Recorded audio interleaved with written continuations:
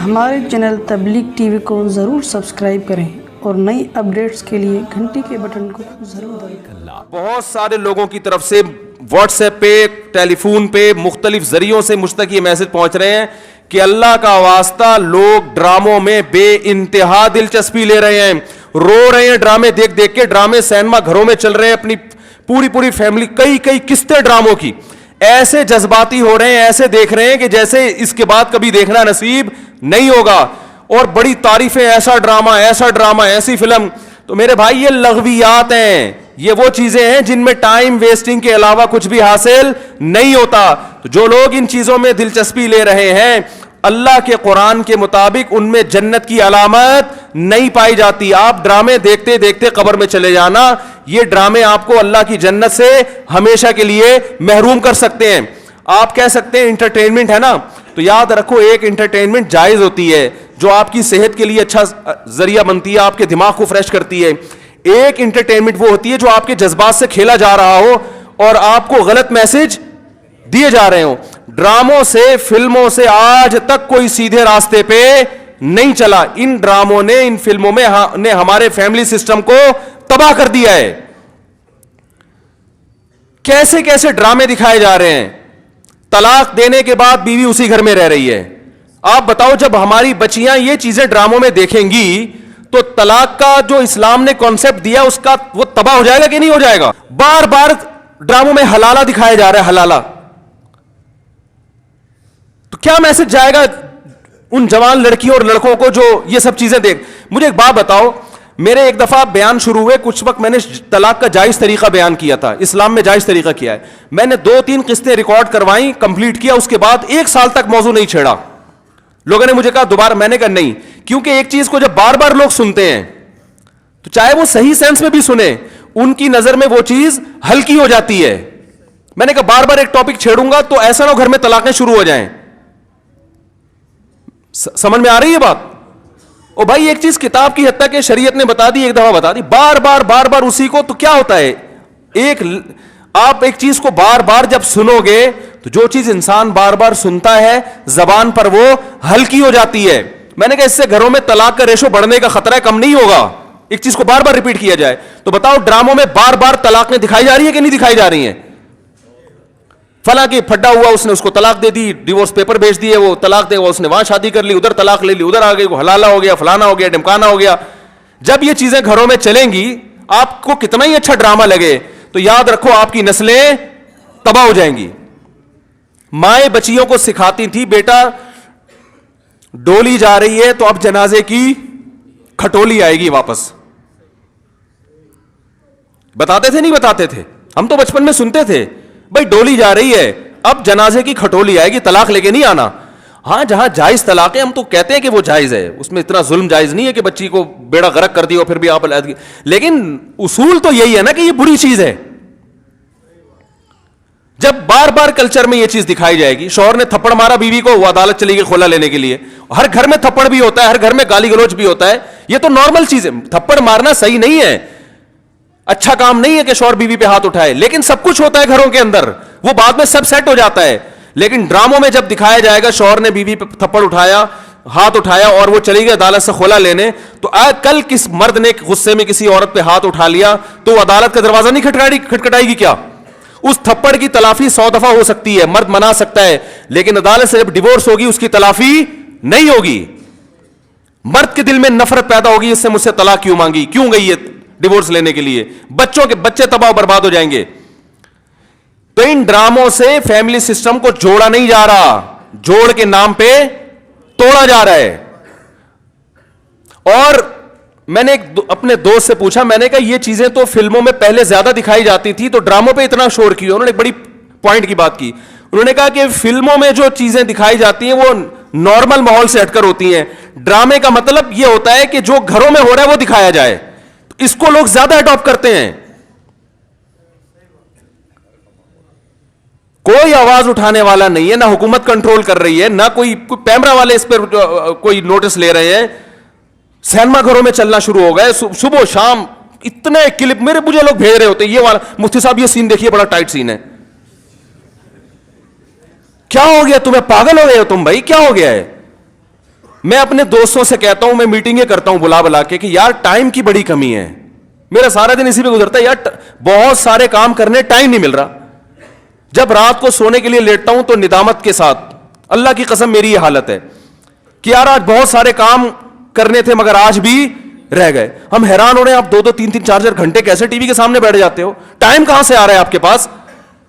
اتنا ٹائم ہونا اس کی علامت ہے آپ کا دنیا میں کوئی ویژن ہے ہی نہیں. جس کا کوئی ہدف ہوتا ہے اس کے پاس اتنا ٹائم نہیں ہوتا.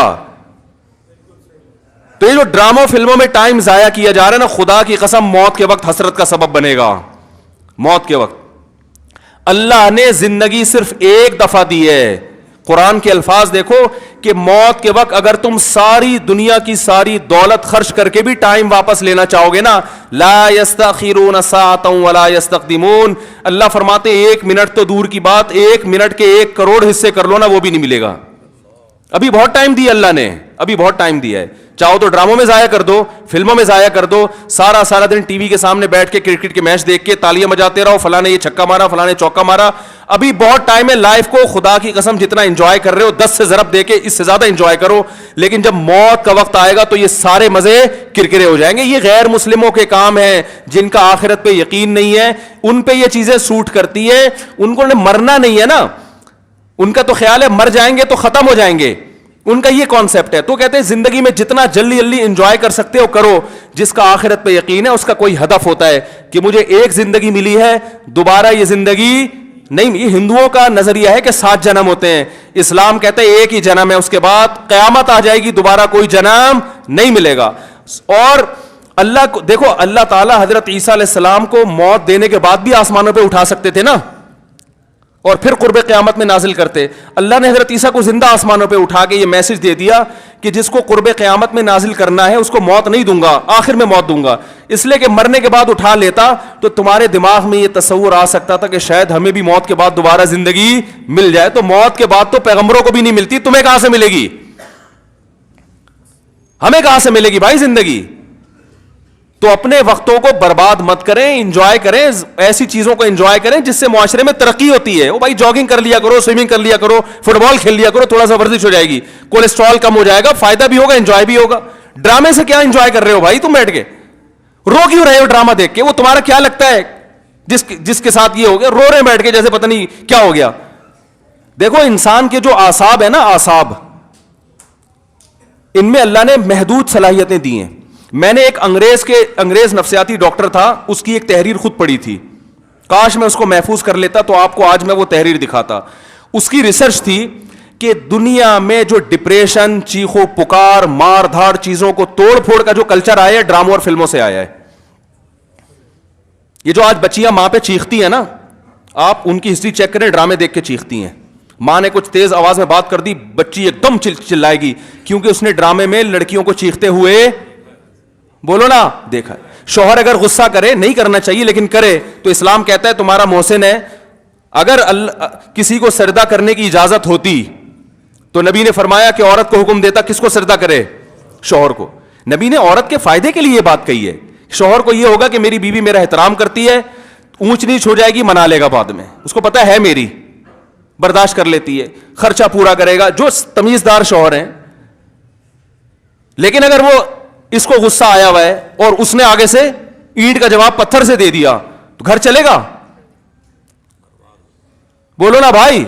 اور اگر بیوی نے کبھی الٹی سیدھی کر لی اور اس نے برداشت کرنے کے بجائے ڈرامہ دیکھا تھا, اس میں تھپڑ مارتے ہوئے دیکھا تھا, اس نے بھی رکھ کے ایک تھپڑ رسید کر دیا, تو اس سے گھر میں محبت کا ماحول پیدا ہوگا؟ بولو نا بھائی کیا ہو گیا؟ بلکہ میں تو اس سے آگے کہتا ہوں کہ ڈراموں میں جو میاں بیوی دکھائے جاتے ہیں وہ کوشش کرتے ہیں لڑکا ہینڈسم ترین تلاش کیا جائے اور لڑکی خوبصورت ترین. اس جوڑے کو دیکھ کر تو ویسے ہی کوئی مرد کو اپنی بیوی اچھی نہیں لگتی اور عورت کو اپنا شوہر اچھا نہیں لگتا. کہتے ہیں یہ میاں تو ایسے ہوتے ہیں, کیا مکھنچو ابا نے میرے متھے لگا دیا ہے. ایک صاحب مجھے کہتے ہیں مجھے بیوی اچھی نہیں لگتی. میں نے کہا فلمیں دیکھنا چھوڑ دو, اچھی لگے گی تمہیں. ہاں, جس غریب کے سامنے صبح شام قورمے کباب گھوم رہے ہو اسے گھر کی دال اچھی لگے گی؟ بولو نا بھائی. یہ تو سب سے پہلا نقصان ہے. تو یہ ان لوگوں کے کام ہے جن کا آخرت پہ یقین نہیں ہے. ان سے ہمارا گھر تباہ. ڈرامے والوں کا ویژن یہ نہیں ہوتا کہ گھروں کے ماحول کو اچھا کرنا ہے. ڈرامے کا ویژن یہ ہوتا ہے کہ پیسہ کمانا ہے. ہر وہ چیز جو مارکیٹ میں چلے گی اس سے پیسہ آئے گا. تو مارکیٹ میں نیگیٹو چیزیں زیادہ چلتی ہیں. میرے کلپ میں دیکھو, میں نے یوٹیوبرز کو ابھی کچھ کنٹرول کیا ہے. پورے بیان ماں باپ کے حقوق پر, بیوی بچوں کے حقوق پر چل رہا ہے, اللہ اس کے رسول کے حقوق پر. درمیان میں ایک لطیفہ آ گیا, لطیفہ سب سے زیادہ ہٹ ہوتا ہے. سمجھ رہے ہیں نا؟ تو لوگوں کو تو انٹرٹینمنٹ چاہیے, وہ مثبت چیزیں کم چلتی ہیں. تو اگر دیکھو ایک طیب اردگان ہے نا, ترکی کا صدر, میں ڈراموں کو جائز نہیں کہتا, لیکن اس نے بھی ڈرامے بنائے. میں نہیں کہتا کہ وہ دیکھنا جائز ہے, لیکن پھر بھی ایک ویژن تو رکھا نا اس نے ذہن میں کہ خلافت عثمانیہ کا صحیح تصور دکھانا ہے, فیملی سسٹم کو جوڑنا ہے. ابھی طیب اردگان کی ایک اسپیچ ہم نے سنی, اس نے کہا کہ اپنی قوم کو ترغیب دے رہے کم عمری میں شادیاں کرو. کیا ترغیب دے رہے اپنی قوم کو؟ کم عمری میں شادیاں کرو. ہم نے اپنی نسل کو بڑھانا ہے. کہ ترکی کو افرادی قوت چاہیے. جب نسل بڑھے گی تو ہمیں فوج میں جوان زیادہ ملیں گے, ہمیں سائنسدان زیادہ ملیں گے, ہمیں تاجر زیادہ ملیں گے. ترکی مضبوط ہوگا. ایک ویژن ہوگا تو وہ ایسی تقریر کرے گا. ویژن نہیں ہے تو آپ کا مقصد صرف دولت, پیسے کمانا, مغربی طاقتوں کو خوش کرنا, تو وہ پیسے تو ان ڈراموں نے بہت کمائے. لوگ کہہ رہے ہیں بڑا کروڑوں اربوں روپے کا بزنس کر لیا ڈرامے نے. میں کہتا ہوں بھائی بزنس اربوں روپے کا کر لیا مگر کلچر کا بیڑا غرق کر دیا. تو بزنس تو میرے بھائی چرس بیچنے والا جتنا اچھا کرتا ہے نا, ہیروئن بیچنے والا, چرس کا بزنس زیادہ اچھا ہے یا ہیروئن کا؟ بتاؤ. ابے یہ گٹکے والے تو بیچارے, ان کا کوئی بزنس ہے جو گٹکے دکان کھول کے بیٹھے ہوئے ہیں؟ یہ تو خود دوسرے سے گٹکے ادھار مانگ کے کھا رہے ہوتے ہیں. چرس کرو گے تو زیادہ پیسہ, اور اگر ہیروئن پہ آ گئے ارب پتی بن جاؤ گے. تو بزنس نہیں دیکھا جاتا, یہ دیکھا جاتا ہے اب قوم کو پیغام کیا دے رہے ہو. تو بھائی یہ حکومت نہیں کرے گی, یہ آپ نے کرنا ہے. اپنے گھروں کو آپ نے کنٹرول کرنا ہے. اپنے گھروں سے ٹی وی کو بند کریں, قابو میں لائیں. اگر رکھا ہوا بھی ہے تو اس کو ایک لمٹ کریں, قابو میں لائیں. دیکھیں کیا, اور بچے لیپ ٹاپ دیکھ رہے ہیں تو جا کے ہسٹری تو سرچ کریں کہ کیا دیکھ رہا ہے بیٹھ کے وہاں پہ. وہ بچیوں کو فون لے کے دیا ہوا ہے, بچوں کو تو چیک تو کریں کس سے باتیں. بھائی یہ فون ضرورت کی چیز ہے, یہ دوستیاں لگانے کی چیز نہیں ہے. دوستیوں میں ٹائم ضائع ہوتا ہے. ہم جب مدرسے گئے ہمارے حضرت نے سختی سے پابندی لگائی, کسی طالب علم کو کسی سے دوستی کی اجازت نہیں ہے, یہاں پڑھنے کے لیے آئے ہو. سمجھ رہے ہو نا, کس کے لیے آئے ہو؟ دوستی کی اجازت نہیں دی. ہاں کسی سے مناسبت ہوتی ہے وہ ایک الگ بات ہے, انسان گپ شپ کر لیتا ہے بس اس حد تک. شیخ الحدیث مولانا زکریا رحمۃ اللہ نے لکھا ہے نا کہ میں ظہر کی نماز میں کسی کے ساتھ کھڑا ہو کر, عصر میں بھی اسی کے ساتھ, تو میرے ابا پوچھتے تمہارا کیا لگتا ہے, بار بار اسی کے ساتھ کیوں کھڑے ہو رہے ہو, کیا لگتا ہے تمہارا یہ؟ تو ایک ویژن ہوتا ہے بھائی, اس ویژن میں اگر کوئی دوستی بھی آ رہی ہے تو ٹھیک ہے, اس کو بھی لے کے چلو. لیکن ہر وہ دوستی جو اس ویژن سے آپ کو ہٹا رہی ہے, بھائی پہلے ویژن ہے, پہلے مقصد ہے, پہلے منزل ہے, باقی چیزیں بعد میں. آپ ٹرین میں جاتے ہوئے آپ کی دوستی ہو گئی وسیم بھائی سے بڑی زبردست, اس نے ملتان میں اترنا, آپ کا ویژن پشاور ہے, اب آپ ملتان میں اتر گئے اس کے ساتھ. بھائی دوست پہلے ہوتا ہے, دوست پہلے. بھائی ٹھیک ہے پھر چلے جاؤ. یہ اگر اتنا اچھا ہے تمہیں اپنے گھر میں بٹھا لے گا اور چائے پلا کے ساری زندگی وہیں ٹھکانہ دے دے گا تو چلے جاؤ. اگر آپ کو پتا ہے اتنا لفٹ یہ دوست نہیں کرائے گا تو بھائی بہن بہت اچھی دوستی تھی, السلام علیکم, پتلی گلی سے نکلو بس. تو یہ جو یونیورسٹی میں پڑھنے والے لڑکے ہیں نا, میں ان سے کہتا ہوں دوستی کرو, اپنی پڑھائی کا نقصان دوست کی خاطر نہیں کرو. کیونکہ جب تمہارے پاس پیسہ نہیں رہے گا نا, جو دوستوں پہ تم ٹائم ضائع کر رہے ہو, تو پیسہ تو جائے گا, دوست بھی چلے جائیں گے ساتھ میں. یہ دوست بھی جب تک ہیں جب تک پیسے ہیں, ٹھیک ہے نا. جب تم خود ان سے قرضہ لوگے, یار پان کے پیسے دے دے, گٹکے کے پیسے دے دے, تو جو جگری دوست ہے نا, جو تمہارے لیے آسمان سے ستارے توڑ کے لا رہا تھا, سب سے پہلے تمہیں دیکھ کے راستہ وہی چینج کرے گا. وہ گلی میں دیکھے گا وہ جگری دوست آ رہا ہے, بولے گا ادھر نکل لے یار, کیونکہ ادھر جو آ رہا ہے وہ جگری نہیں ہے, اس کو برداشت کر سکتا ہوں, اس کو برداشت نہیں کر سکتا. تو جب کچھ کام کے بن جاؤ گے, دوستیاں تو تمہاری طرف دوڑ کے آئیں گی.